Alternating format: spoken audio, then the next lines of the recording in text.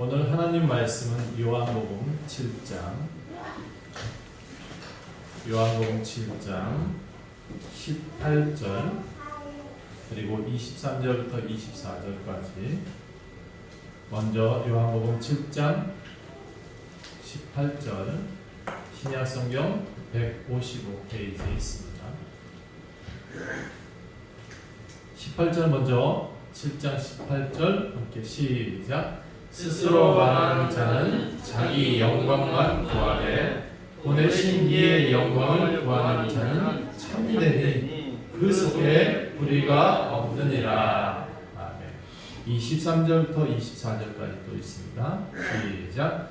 모세의 율법을 범하지 아니하려고 사람이 안식일에도 할례를 받는 일이 있거든 내가 안식일에 사람의 전신을 건전하게 한 것으로 너희가 내게 노여워하느냐? 외모로 판단하지 말고 공의롭게 판단하라 하시니라. 아멘. 제게 물 좀 갖다 주세요. 오늘 제목은 진실은 강력하다. 제가 여기다 좀 더 첨부하려고 했던 것이 있었는데 진실한 사람들은 은밀하게 하다. 뭔가 떠들거나 뭔가 요란하지 않더라 라는 겁니다. 여러분, 제가 참 강남 사는 사람들한테는 좀 안 됐는데 또는 미국에 사는 사람들한테는 좀 안 됐는데 제가 이런 얘기 좀 먼저 할게요. 노는 물이 좀 달라야 사람이 좀 달라집니다. 외국인들이 한국에 와서 이 한국 여행을 좀 하는 채널이 있더라고요. 그 채널 지켜보면서 그 친구들이 참으로 여기저기 돌아보면서 신기해하는 모습을 봤어요. 그 중에 하나가 우리는 왜 대문마다 택배가 다 놓여 있는데 저 택배 물건이 없어지지 않냐는 질문을 하더라고요. 미국은 총이 다 있잖아요. 각 가정마다 총이 다 있습니다. 그리고 그런데도 불구하고 물건을 밖에 두는 일이 없다고 해요. 항상 택배를 사람이 받지 물건을 밖에 놓고 가는 법이 없다고 해요. 자, 그런데 그 말을 들은 연예인들이 이제 같이 채널 운영하다가 이런 얘기를 하더라고요. 우리 한국에는 총은 없는데 CCTV는 있습니다 라고 말하더라고요. 그러면서 웃는 모습 봤어요. 근데 저는 사실 우리나라가 택배가 없어지지 않는 이유가 총이나 CCTV 때문에 그렇지는 않다고 생각을 해요. 저는 이것이 문화적인 차이이기도 하고 또 그들이 사는 방식하고 한국이 사는 방식의 삶의 방식이 좀 다르다라는 생각을 좀 많이 했어요. 전 그들이 생각하고 말하고 하는 내용들과 또 우리가 생각하고 말하고 하는 내용들이 좀 다르다는 얘기죠. 조금 달리 말한다면 그들이 사는 물이 좀 다른 거예요. 우리가 사는 이 환경이죠. 이 환경이 좀 다른 겁니다. 우리나라 사람들은 우리 집만 해도 옆에 붙어 있죠. 이웃과 이웃들이 붙어 있습니다. 또 우리나라는 외세 침략이 좀 많았던 사람이기 때문에 서로가 서로를 돕지 않으면 안 되는 문화 속에서 살았습니다. 이게 무건적인 관계성이 있는 거죠. 그런데 외국은 제가 외국 역사를 다는 모르겠습니다만 항상 보면 투쟁으로 뭔가 만들어진 땅이더라고요. 투쟁으로 내 땅을 만들었기 때문에 항상 그들은 내 집에 들어온 사람은 적이다라는 개념을 갖고 있는 것 같아요. 그래서 어떤 영토를 넓혀갈 때 그들을 싸워가면서 넓혀갔던 문화들은 물건들을 밖에 내둘 수가 없는 거죠. 하기사 우리나라보다 훨씬 땅덩어리가 넓음에도 불구하고 집 하나 찾으려면 수십 킬로를 가야 된다고 해요. 그런 외국인데 사실 그런 걸 좀 부럽기도 하면서도 좀 아쉬운 거예요. 이웃 사람들이 가깝지 않으니까. 자, 외국에서 온 친구들이 이제 집에 돌아갈 때가 돼서 한국의 이야기를 많이 한답니다. 집에 가서도 한국은 이런 나라야 라고 소개를 많이 하더라고요. 그런데 여전히 그 나라는 바뀌지 않았습니다. 그러다가 한국이 너무 그리워서 이제 한국으로 귀화를 하는 외국인들도 있더라고요. 물을 좀 바꿔보겠다는 생각을 갖고 한국으로 오는 친구들도 있는 것 같아요. 여러분, 오늘 제가 질문부터 좀 시작할게요. 여러분, 우리 한국의 교회들이 여지까지 예배를 잘 드려왔습니다. 그런데 제가 이런 질문 좀 드리면 많은 교회들이 발끈할 수도 있을 것 같아요. 여러분, 예수님을 숭배하시나요? 아니면 경배하고 계시나요? 기독교는 제사를 드리는 종교일까요? 아니면 예배를 드리는 신앙일까요? 하나님을 믿는다고 했는데 도대체 무엇을 믿는지 좀 생각을 좀 했으면 좋겠어요. 많은 분들이 예배를 숭배와 혼돈하고 있는 것 같아요. 종교와 신앙을 너무나 혼돈하고 있어요.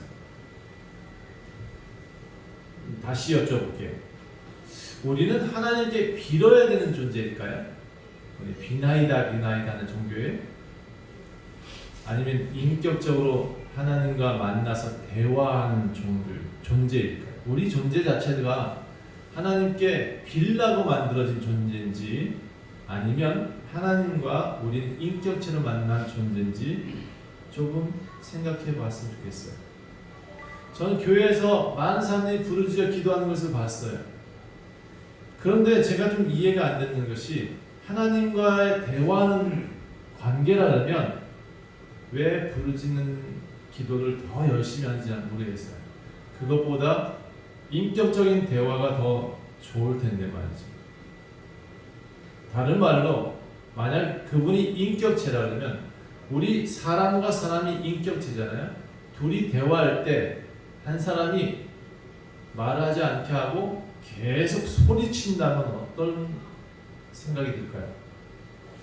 분명히 나하고 대화하고자 하는데 저 사람은 대화가 아닌 소리를 막 지르 자기 요구사항을 하고 떠들어대.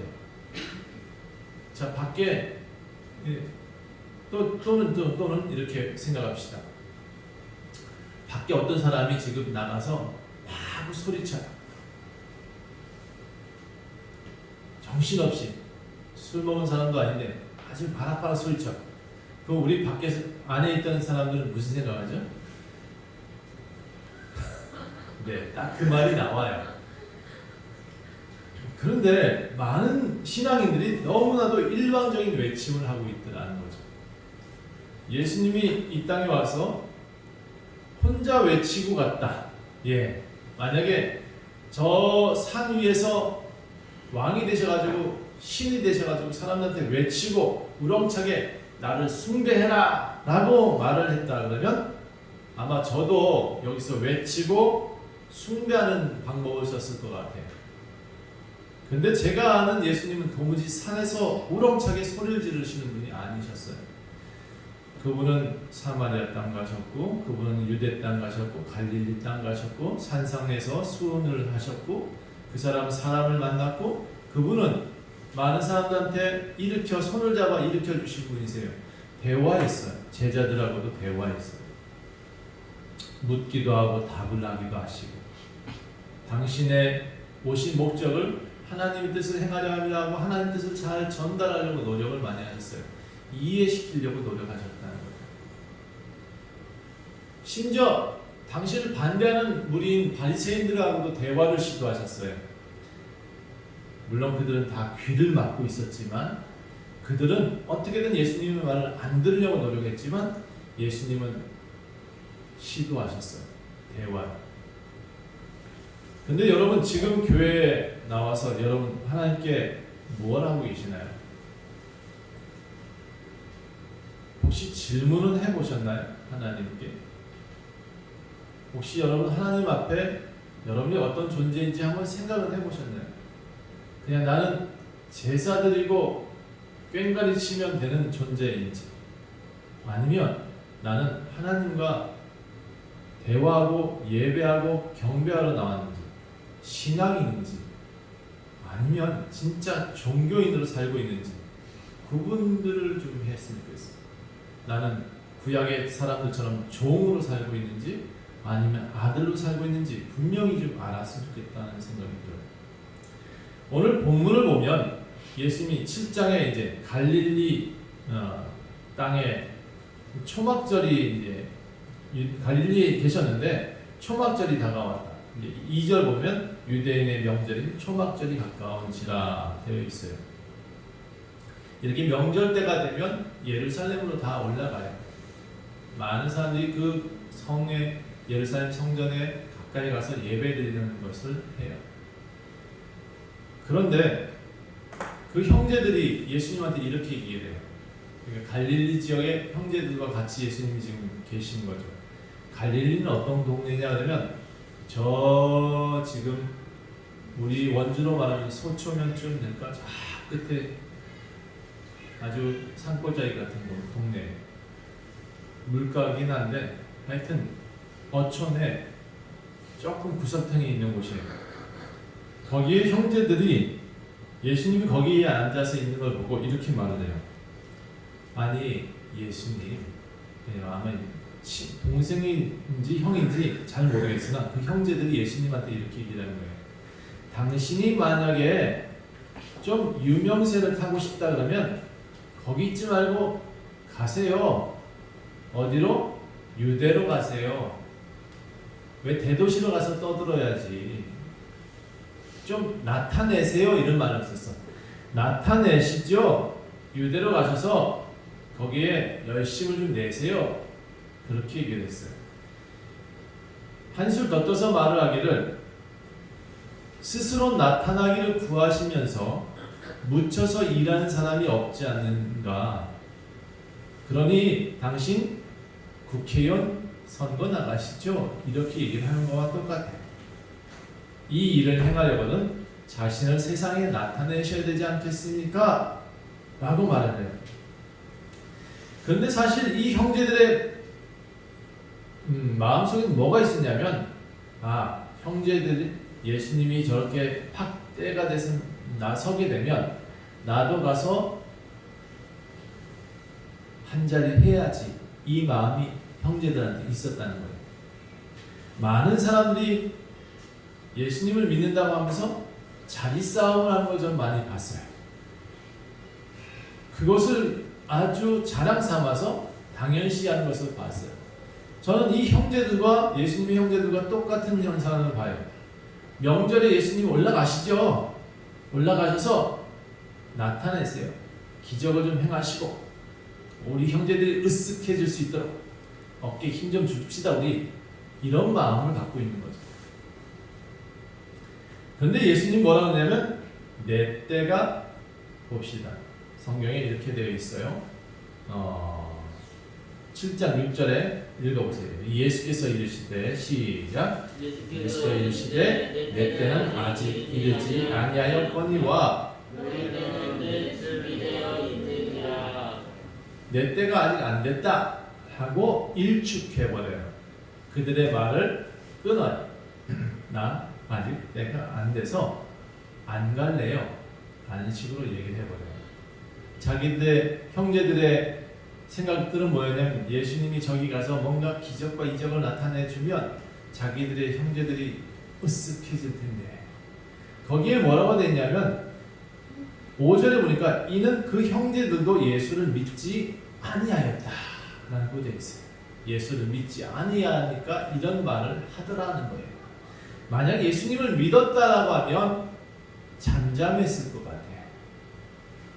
그분이 일어나서 움직일 때까지 가만히 있으면 되는데 그분이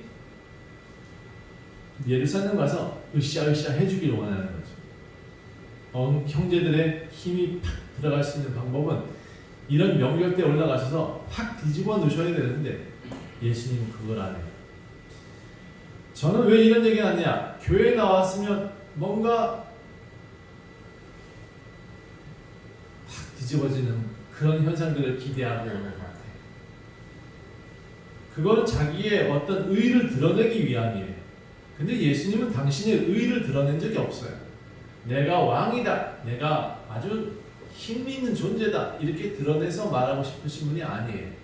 그분은 오직 하나님이 원하시는 것을 너네들이 무슨 삶을 살아야 되는지를 가르쳐주고 싶었던 것뿐이에요. 하나님이 창조하신 이유를 가르쳐주고 싶었던 것뿐이에요. 나는 너를 만든 이유를, 하나님이 당신을 만드신 이유를 분명히 알게 하고 싶어서 오셨지, 그분이 왕 노릇하고 하고 싶어서 오신 게 아니에요. 아니, 심지어 그분이 우리들한테 제사를 받고 싶어서 오신 게 아니에요. 숭배받기 위해서 오신 것도 아니에요.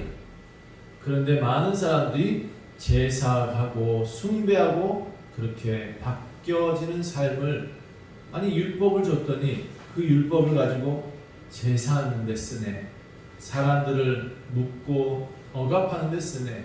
그래서 예수님이 오신 거예요. 그게 아니라 예수님은 제사를 원치 않고 인애를 원하신다라는 말을 쓰세요. 그리고 예수님은 인애가 뭐죠? 사람 사랑하는 것을 원하신다라는 표현이죠. 당신을 사랑하는 것을 원하신다라고 표현하고 있어요. 인자를 사랑함이 곧 하나님을 사랑하는 거다라는 표현을 쓰고 계세요. 그래서 사랑하는 것을 원하지 제사를 원하지 않는다라고 표현하고 계세요. 또 그분은 정말 사람들이 서로 이 땅에 살면서 율법을 시행하며 살길 원하셨어요. 율법의 시행은 뭐냐면 율법의 완성은 예수님이죠. 율법을 폐하러 오신 게 아니라 완성하러 오셨다 하면서 그분이 얘기하신 오직 완성은 사랑이라는 단어를 쓰고 계세요. 사랑이 완성이다 라고 말을 해요. 율법 주신 이유는 사랑인데 그 율법을 지키는 사람들이 너무 많아진 게 문제라는 거예요. 율법을 항목 정리를 하는 것이 문제가 있다라고 예수님은 말씀하고 계세요. 예수님이 사람을 고쳤거든요. 안식일날 그 사람 고친 것을 사람들은 뭐라 그러냐면 문제 삼아요. 당신은 왜 안식일에 사람을 고칩니까? 오늘 제가 읽어둔 우리 본문 말씀 중에도 율법을 범하지 않으려고 사람들이 안식일에 할례를 받는 일이 있지 않느냐. 그런데 너네들 내가 안식일에 사람 고친 것이 왜 비난받아야 될 일이냐 라고 질문을 도리어 하시는 거죠. 예수님은 사람들이 으쓱해지고자 하는 그 마음을 일축하고 내 때가 아직 이르지 않았다 라고 말합니다. 그런데 이후에 형제들이 다 명절 때 올라가고 난 뒤에 예수님은 나중에 올라갑니다. 나중에 올라가요. 그리고는 은밀히 드러나지 않고 올라가셨다라고 되어져 있어요. 그리고는 명절 중간이 되어서 예수님이 사람을 가르치기 시작하세요. 그때서야 형제들이 놀래요. 아니, 예수는 내가 알기로 학교를 다닌 적이 없어. 글을 배운 적이 없어. 이 형제들 예수님을 분명히 아는 사람이에요. 목수의 아들로 맨날 목수 아들로 돌아다니면서 아버지 도왔던 아이가 글도 안 배웠는데 무슨 얘기를 하고 있냐? 하나님 나라 이야기하고 철학자들하고 대화하고 그 다음에 그 당시에 바리새인들하고 종교 지도자들하고 대화를 하는데 안 지네? 지질 않아요. 뭐 지는 게 아니야. 당연하게 그분과 통화하는 것이 너무나 유창하게 대화하신 것을 보고 이 형제들이 이렇게 말을 해요. 응? 글도 안 배운 네가 저렇게 놀라운 말들을 행하고 있다니. 여러분, 예수님은 많은 사람들은 기적을 원하는 것 같아요. 예수님한테. 그런데 예수님은 그 기적을 교회에서 일어나는 것 자체를 부인하지는 않으세요. 그런데 많은 교회에서 원하는 것들은 사람들이 원하는 것은 예수님한테 기적과 이적만을 바라고 있는 것 같아요. 아니, 다른 말로 예수님, 당신은 우리의 무당이 되어주세요라고 얘기하는 것 같아요. 저는 참 교회 다니면서 성경 말씀 읽으면서 무당처럼 예수님을 대하는 것이 참 불편해요. 참 많이 불편하더라고요. 예수님이 명절 첫날부터 이적과 기적을 드러내지 않고 아니 만약에 예수님이 명절 첫날부터 이상한 행동들을 막 했다. 방방 뛰었다. 그러면 사람들은 어떻게 했을까요? 아마 그 예수님을 막 쫓아내면서 또 다시 5,000명 먹었던 때처럼 구름대처럼 몰렸을 것 같아요. 근데 그 구름대처럼 몰리는 일들을 예수님은 반복하지 않으세요. 떡을 떼서 막 사람들한테 또 나눠줬다? 그럼 또 난리가 났을 텐데 그러지 않았어요. 아주 딱 좋은 시기거든요. 예루살렘에 모든 사람들이 다 왔으니까 이적과 기적 한 번만 보여줘도 그분은 왕이 될 수 있었어요. 근데 그렇게 안 하고 사람들한테 막 우르르 쫓아와서 권력 잡듯이 쫓아오는 형제들의 모습을 보지 않으세요. 예수님 드러내지 않아요. 십자가에 죽으실 때까지, 그분의 때가 될 때까지 숨어서 사람들을 가르쳐요. 히타를 꺼주세요. 그가 드러냈던 날은 오직 십자가에 달리는 그날밖에 없었어요. 예수님은 내 때가 아직 준비되지 않았다라고 말하고는 사람들 앞에 왕이 되진 않아요. 드러내지 않아요. 기독교는 드러나지 않아야 돼요. 어떻게 보면 기독교는 사람들과 사람들 사이에서 정말 끈끈한 믿음으로 세워져야 되는데 교회가 확 드러나 있잖아요. 세상 속에서 드러나서 내가 세상을 이끌어갈 거야 라는 식으로 얘기를 하고 있어요. 예수님은 세상에게 요구하지 않았어요. 내가 다 이 세상을 이끌어갈 거야 라고 말한 적이 한 번도 없어요. 저는 빈수레가 참 요란하다는 얘기를 들어요. 구약의 말라기 2장 13절에 보면 이런 말씀이 기록되어 있어요. 너희가 이런 일도 행하면서 그 눈물과 울음과 탄식으로 여호와의 제단을 가리게 하는구나. 너희가 이런 일도 행한다라고 말해요. 눈물과 울음과 탄식으로 여호와의 제단을 가린다는 거예요. 교회에서 열심히 울어요. 단식해요. 눈물을 흘려요. 그런데 그것이 제단을 가리는 일이다라고 말하고 있어요. 말라기는 구약신앙의 타락을 철저하게 보여줘요. 그 타락에 대한 이야기를 하면서 이게 왜 틀린 건가요? 눈물과 울음과 탄식은 하나님 앞에 나와서 당연한 내용 같은데 왜 틀리다고 그러죠? 자, 그러므로 여호와께서 다시는 너희의 봉헌물을 돌아보지 아니하시며 그것을 너희 손에서 기꺼이 받지도 아니하시거늘 너희는 이르기를 어찌 됨이니까 내가 눈물과 탄식과 봉사도 어마어마하게 했는데 하나님 내 기도를 안 들으시니 어찌 되니까 라고 묻는다는 거죠. 교회에 나와서 예물도 드리고 찬송도 하고 예배를 합니다. 그런데 어떤 일들을 열심으로 울어요. 그런데 나가면 무슨 소리를 들어요? 너처럼은 안 해야 된다라고 들어요. 이게 아이러니하지 않습니까? 너처럼 살면 안 된다라는 얘기를 듣는다는 거죠. 왜 교회에서 울고 다 했는데 세상 사람들은 그 사람을 너는 참 이상한 사람이야 라고 말을 할까요?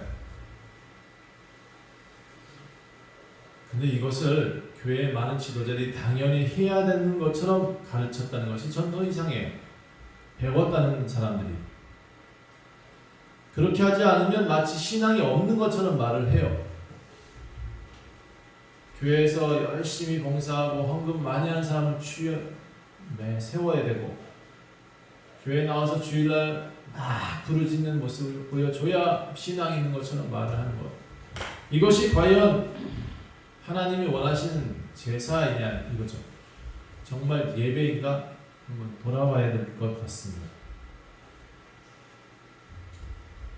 제가 이렇게 생각하게 된 이유가 있습니다. 참 이상하다라고 했던 이유. 밤새 기도하는 사람을 봤거든요. 그 기도하는 사람을 열심히 기도했다 그러는데 밖에 나가서 사기치고 밖에 나가서 밤새 기도하는 그 사람이 목사님을 내쫓더라고요.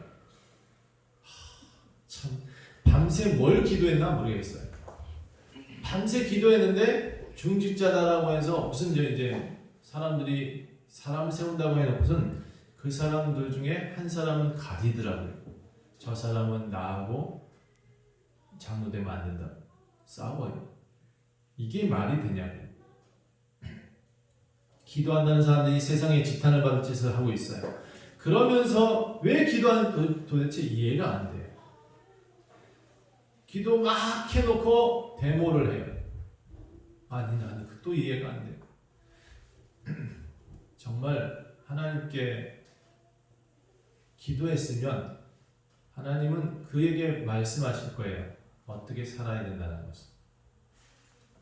잠잠해야 될 때는 잠잠하고 나서야 될 때는 나서겠지요.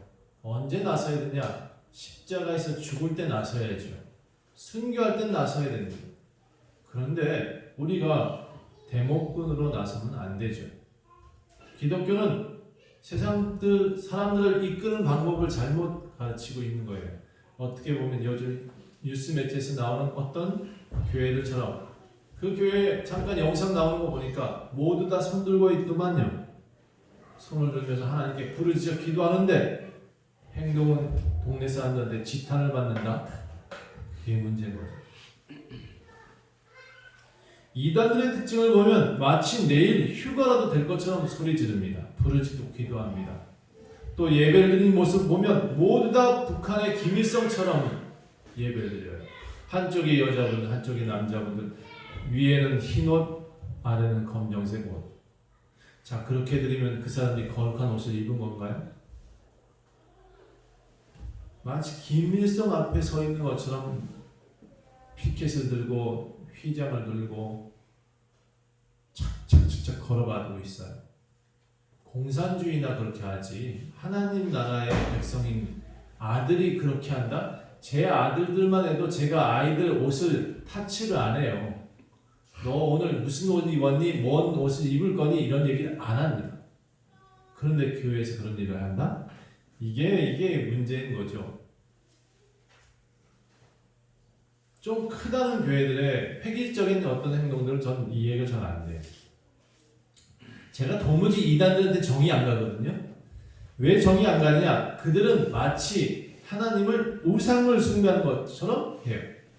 우상 숭배하는 것인지 성경에 당신이 알고 있는 진짜 예수를 믿는 건지. 우리 교회도 신천지가 한 2번 왔다 갔거든요. 한 가정 데리고 나가고 나가고. 그러면서도 그 사람이 지금도 가끔 저한테 문자를 해요. 아니 얼마 전까지 그 신천지 문제 생기기 전까지도 저한테 문자했어요. 당신이 믿는 신천지가 옳다고. 제가 물어봐요. 행복하냐고. 여러분 기독교는 자유의 종교이지 절대로 억압하지 않아요. 제가 보기에 그들은 이런 생각이 들었어요. 저 거지들 돼지 목에 진주를 걸었고 거지 몸에 비단 옷을 입었구나. 제가 평가하는 부분은 그래요. 이단들은 그런 모습으로 신앙생활하는 것 자체가 이해가 안 된다는 얘기죠. 혹시 이단들만 그럴까요? 제가 아주 큰 교회를 알고 있는데 그 큰 교회들이 성가대들 영상 찍은 걸 보고 깜짝 놀랐어요. 아주 큰 교회라는 큰 교회들이 아주 획일적으로 무슨 행사, 무슨 부활절 행사하는데 흰옷과 검정색 옷 다 전체가 다 입었더라고요. 교회 성도들을 거지와 종으로 만드는 것이 당연한 것처럼 하고 있는 모습들이 저는 이해가 잘 안 된다는 얘기입니다. 그럼 다시 말씀드릴게요. 눈물과 울음과 탄식만이 향기로운 제사일까요? 천천에 수양 드렸다고 그게 많은 예물을 드린 건가요? 하나님께서 기뻐하실 예물인가요? 만만의 송아지 드렸다고 하나님이 기뻐하실까요? 미가서의 6장에는 분명히 이렇게 말을 해요. 형식적인 것이 하나님을 기쁘게 하는 것이 아니라 구약부터 신약까지 모두 공통적으로 하고 있는 이 얘기가 뭐냐면 예배는 마음과 정성과 뜻을 드리는 거다라는 거예요. 여러분 제가 항상 얘기하고 있어요. 헌금 봉투에 헌금을 넣는 것이 헌금이 아니에요. 여러분이 지금 이 자리에 나와서 마음을 드리는 것 자체가 헌금이에요. 다시 얘기해서 나 돈 없어. 그래서 옛날에 어떤 아이가 헌금함을 돌릴 때 그 헌금함에 자기가 쏙 들어갔다 그래요. 그게 헌금이죠. 마음을 드릴 수 있는 것, 나를 드리는 것이 헌금이고 예배인 거죠. 요란하게 떠드는 것이 헌금이 아니라는 겁니다. 나 일에 한번 금식했고 나는 이렇게 11조를 했고 나는 이렇게 헌금합니다 라고 외쳤던 바리새인을 예수님은 많이 넣었다고 말하지 않아요. 두 렙돈 가지고 하나님 이게 나의 전부입니다 라고 드렸던 그 머리 푹 쓰고 온 뒤집어 쓰고 있는 과부의 두 렙돈이 가장 크다고 표현하셨단 말이에요. 하나님께서 원하시는 것은 오직 정의를 행하며 인자를 사랑하며 내 겸손하게 내 하나님과 함께 행하는 것이다 라고 표현하고 있습니다. 이 말은 우리가 진짜 드려야 하는 것은 참 신앙인의 모습이지 그게 아들의 삶이지 요란한 것이 아들의 삶이 아니라는 거예요. 교회가 무슨 일을 한다고 막 떠들어요. 사진을 막 찍고 요란하게 이맘때가 되면 막 뭔가 연탄 나눠준다고 퍼포먼스를 엄청나게 하고 쌀 나눠준다고 퍼포먼스를 해요. 그러면서 사진을 꼬박꼬박 다 찍어요. 왜 그래야 되죠? 예수를 믿는다고 하는데 예수님은 한 번도 그렇게 하지 않으셨는데 왜 교회는 그래야 되죠? 물론 저는 지역에 작은 봉사단체를 운영 같이 합니다. 그 봉사단체 할 때는 그런 퍼포먼스를 하긴 해요. 교회만큼은 솔직히 오른손이 한 것을 왼손이 모르게 하라고 했잖아요. 그걸 지켜야 되는데 오른손이 했으니까 오른손 들어야 돼. 왼손 했으니까 왼손 들어야 돼. 이런 행동들을 자꾸 하고 있는 모습이 맞지 않다고 표현하고 싶습니다. 적어도 나는 하나님과 함께 동행하고 있다. 이 의미를 살리며 살아가는 것이 참 신앙인 것입니다. 여러분, 하나님이 사람을 만들 때 종으로 만들었나요? 사람의 아들로 하나님의 아들로 만드셨나요?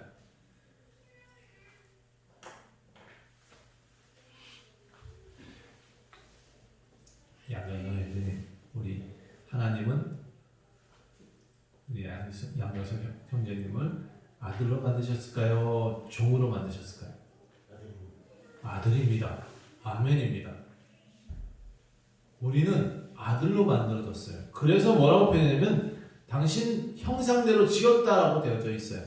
하나님의 사람 만들 때는 당신의 형상을 따라 만들었다고 되어 있어요. 아니 종으로 만들고 숭배의 대상으로 만들었다 그러면 굳이나 하나님의 형상대로 만든 이유가 뭐예요? 당신을 표현할 존재로 만들었기 때문에 당신의 형상대로 지은 거예요. 당신을 표현할 수 있는 존재가 당신의 모습을 한 존재밖에 할 수 없기 때문에 여러분, 개가 송아지가 하나님처럼 표현할 수 있을까요? 하나님을 표현할 수 있을까요? 아니, 똑같이 생기지 않은 존재가 하나님 표현할 수가 없는 거예요. 그래서 하나님의 형상대로 지어야 당신을 표현할 수 있는 존재가 되는 거예요. 우리는 그런 존재예요. 그래서 아들로 지으셨지 당신의 모습으로. 여러분, 아들이 무슨 뜻인지 아십니까? 제가 우리 아버님 이름이 김우연이에요. 돌아가셨지만 어디 동네 가면 김우연 아들로 통해요. 제가 저 우리 김찬이 저희 큰 아들이 어디서 나가서 얘기할 때 아버지가 김동원입니다 라고 말을 하는 거예요. 김동원 아들입니다. 그러면 사람들이 다 그러냐 이렇게 얘기를 하는 거죠. 하나님의 아들이라고 말할 수 있는 존재가 되셔야 돼요. 여러분은 나는 하나님의 아들입니다 라고 얘기할 줄 알아야 되는 거죠. 그분을 표현할 수 있는 유일한 존재예요. 유일한 존재. 우리는 애완동물이 절대 아니에요. 종으로 지어진 거 아니에요. 소처럼 사람들의 쟁기지는 그런 모습으로 하나님을 표현할 수가 없어요. 우리는 말하고 행동하고 성품을 나타내는 존재로 있어요. 그렇게 지어졌어요. 그분과 함께 행동하도록 지어진 거예요. 제가 아이들이 저를 닮지 않길 원하는 몇 가지가 있긴 한데 어느 날 보니까 저를 꼭 닮은 행동들을 해요. 그러면서 지나가면서 그런 얘기를 해요. 저는 꼭 나같이 행동 안 해요. 그런데 그게 기분이 나쁘지가 않아요. 쓱 지나가면서 저거 나하고 똑같이 걷네? 웃고 말죠. 근데 그게 기분 나쁘지 않아요. 하나님도 똑같아요. 하나님과 똑같이 행동하는 사람들을 기분 나쁘게 생각하지 않아요. 우리 존재가 애완동물로 지어진 거 아니에요. 우리는 눈, 코, 입이 다 있어요. 귀가 있어요. 그분의 모습을 보면 우리는 닮은 꼴이거든요. 그분한테 가서 우리가 왜 나하고 다르게 생겼어요? 만약에 이제 나중에 가셔서 육체를 떠나시고 하나님 나라 가셔서 그분이 소처럼 생겼으면 그 밤에 저 찾아오세요. 그리고 목을 막 졸라대세요. 왜 잘못 가르쳤냐고. 제가 알기로는 분명히 하나님은 우리를 꼭 닮아 계실 거예요. 왜냐하면 그분의 형상대로 우리를 지었기 때문에 그렇습니다. 우리는 그분처럼 표현하고 행동하고 말하고 이것을 하기 위해서 지어진 존재라는 것입니다. 그분의 성품을 드러내기 위해서 우리는 그분과 함께 행동하도록 지어진 존재입니다. 그래서 성경이 이렇게 표현해요. 이사야서의 43장 보니까 내가 내 눈에 보배롭고 존귀하며 내가 너를 사랑하였은즉 내가 내 대신 사람들을 내어주며 백성들이 내 생명을 대신하리라.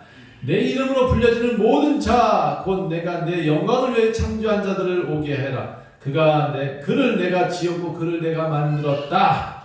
이 백성은 나를 위해 지었으니 그들이 내 찬양을 보이리라. 찬송받기 위해 지은 존재다 라고 표현해요. 이렇게 존귀한 존재가 우리란 사실, 이 사실을 알고도 저는 너무나 감격스러워했습니다. 내가 아버지의 아들이라는 존재가 너무나 기뻤단 말입니다. 내가 종이 아니라는 사실을 알게 됐어요.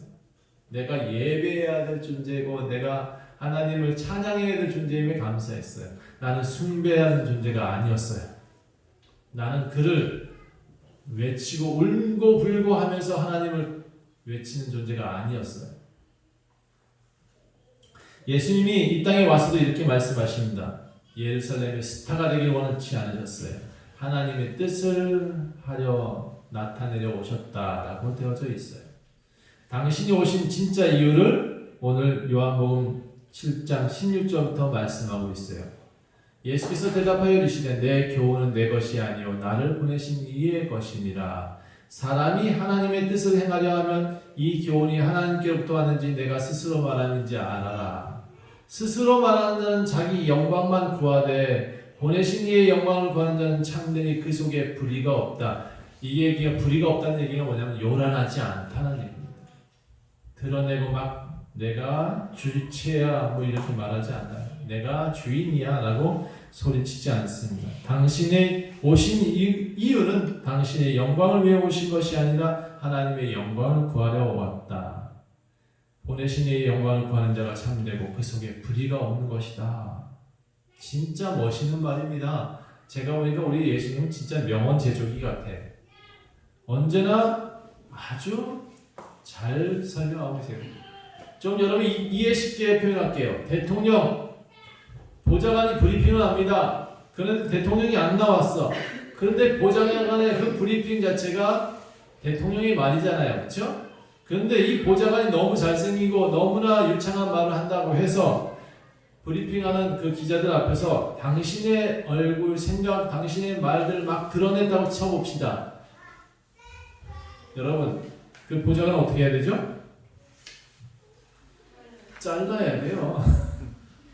예수님은 이 보좌관처럼 하나님 앞에 와서 절대로 당신 드러내지 않아요. 아유, 얼마나 잘생겼을까? 궁금하긴 해요. 예수님은 꼭 양경석 형제처럼 생겼어요. 아유, 무슨 얘기인지 알죠? 꼭 우리 박미양 성도님처럼 생겼어요. 너무 잘생긴 저를 표현하지 않고 무슨 얘기냐? 예수님 진짜 그 당시에 팔레스타인 사람들처럼 되게 못생겼다는 표현이 들려요.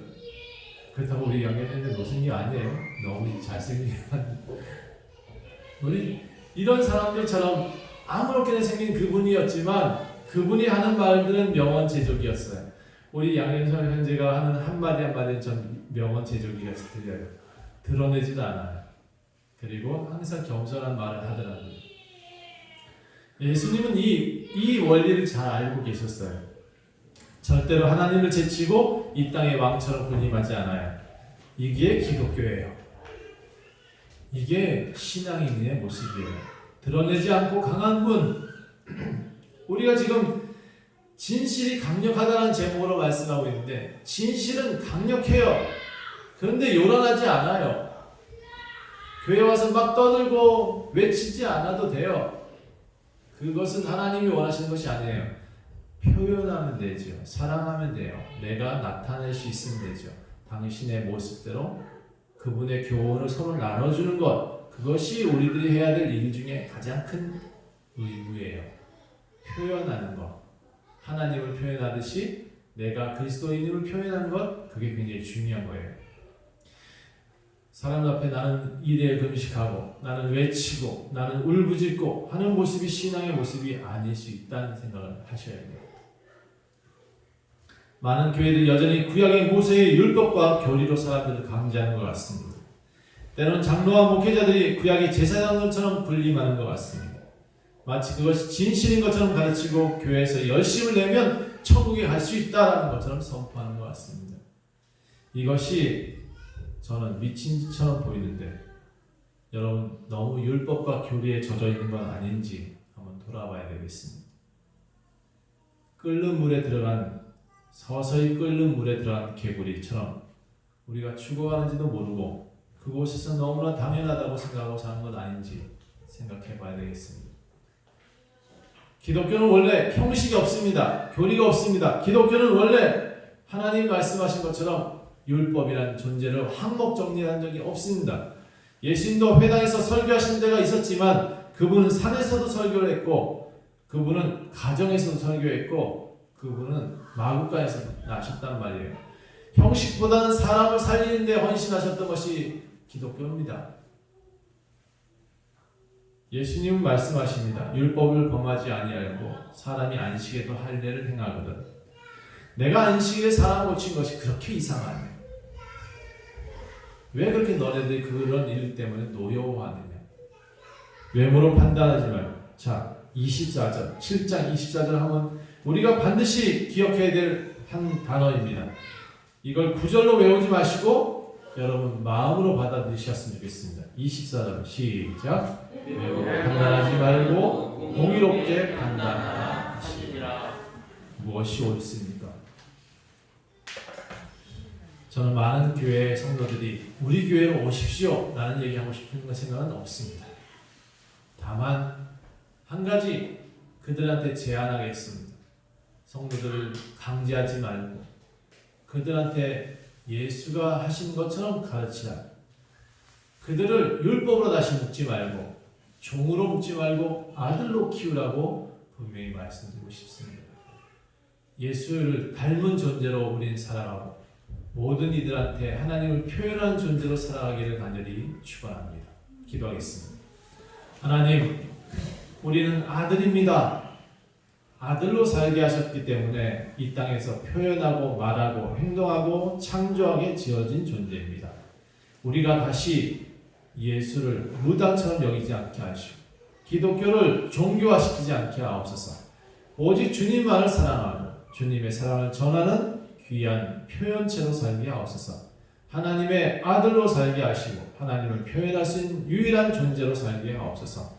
이 땅에 우리가 강제성을 두지 아니하고 아들에게 오직 자유를 맡기셨던 것처럼 그러나 단 나를 사랑하셨던 그 사랑을 가지고 하나님을 예배하는 진정한 신앙인으로 거듭나게 하옵소서. 감사드리며 예수 그리스도의 이름으로 간절히 기도합니다. 아멘.